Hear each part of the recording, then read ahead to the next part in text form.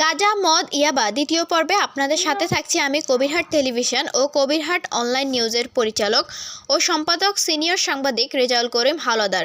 Saddam market Tushardhara আবাসিক এলাকা গাঁজা মদ ইয়াবা এবং মানুষ ঠকানোর ব্যবসা শুরু করেছে। ব্যবসায়ীরা এবং কি প্লট এবং ফ্ল্যাট বেচাকেনা করে ক্রেতাদেরকে ঠকাচ্ছে। আগামী পর্বে ভিডিও সহ ক্রেতা এবং বিক্রেতার বক্তব্য তুলে ধরবো ইনশাল্লাহ। এখনও কিছু কারখানা আছে আবাসিক এলাকাতে, যেহেতু আবাসিক এলাকাতে কোনো কারখানা থাকতে পারবে না, এরপরও কারখানাগুলো আছে কেন জানি না, আমরা অবশ্যই ওইসব কারখানাতে যাব কোনখান থেকে অনুমোদন এনে কারখানাগুলো চালাচ্ছে। অবশ্যই জবাব দিতে হবে, ক্যামেরার সামনে নিয়ে আসবো ইনশাল্লাহ। এবার আসি মূল কথায়, যেটা নিয়ে আমরা কথা বলবো। মেয়েরা ফ্ল্যাটে বসে ইয়াবা মদ গাঁজা খায়, আমরা পিবিএর কাছে অভিযোগ দিয়েছি, মৌখিকভাবে তদন্ত করবে। ডকুমেন্ট সহ দেওয়া হয়েছে কোন বাড়িতে কোন ফ্ল্যাটে। এবার ব্যবসায়ীদের কথায় আসি। বড় ব্যবসায়ীরা গরিব মানুষদেরকে কিভাবে ঠকাচ্ছে, কম ধরে কি নিয়ে এনে বেশি দামে বিক্রি করে, গায়ের রেট থেকে বেশি বিক্রি করে মাল স্টক করে রাখে।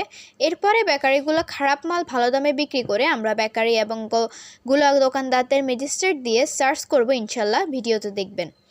তুষারধারা পার্লারে নকল মেডিসিন ব্যবহার করে বেশি টাকা নিয়ে যায় এবং চুলে খারাপ মেডিসিন দেয়, নষ্ট হয়ে যায় চুল, তাতে মেয়েদের ক্ষতি হয় মুখের চুলের।